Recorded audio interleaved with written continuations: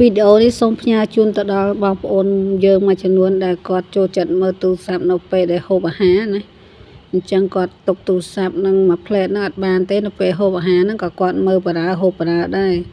អញ្ចឹងយើងត្រូវយល់អារម្មណ៍អ្នកដែលគេអង្គុយហូបជាមួយយើងអញ្ចឹងណាបងប្អូនគេមិនមែនពេញចិត្តនឹងការដែលយើងអង្គុយមើលទូរស័ព្ទបារ៉ាហូបបារ៉ាហើយដើររាវចុះឡើងចេះណាចំណែកបងស្រីម្នាក់នេះគាត់អង្គុយមើលទូរស័ព្ទបារ៉ាហូបនំគាវនឹងបារ៉ាហើយដៃគាត់ចេះរាវបងប្អូនតែលបងស្រីម្នាក់ទៀតហ្នឹងគាត់នៅអង្គុយក្បែរហ្នឹងគាត់ទ្រាំបានគាត់ចាប់ផ្ដើមយកអាម្ទេសហ្នឹងយកទៅដាក់នៅក្នុងទឹកស៊ីអ៊ីវហ្នឹងមើលហើយចាំមើលនៅពេលដែលគាត់ហូបបងប្អូនបានគាត់ដឹងថារសជាតិនំគាវដាក់ម្ទេសហ្នឹងវាយ៉ាងណាអញ្ចឹងណាចាំមើលបងប្អូនចាំមើលពេលគាត់ហូបអូហល់ដល់កន្លទៅបងប្អូនណាអូមិនធម្មតាទេអារឿងម្ទេសនេះអាម្ទេសច្បាច់ដាក់ហ្នឹងហល់ខ្លាំងណាស់បងប្អូនអើយនេះមើលគាត់គួតចេញអីចេញហ្នឹងបងប្អូននេះ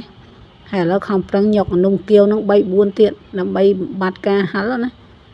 ហើយយកមិនក៏អត់បាត់ដែរបងប្អូនអារឿងហល់នេះមួយហូបមិនក៏បាត់ហល់ដែរ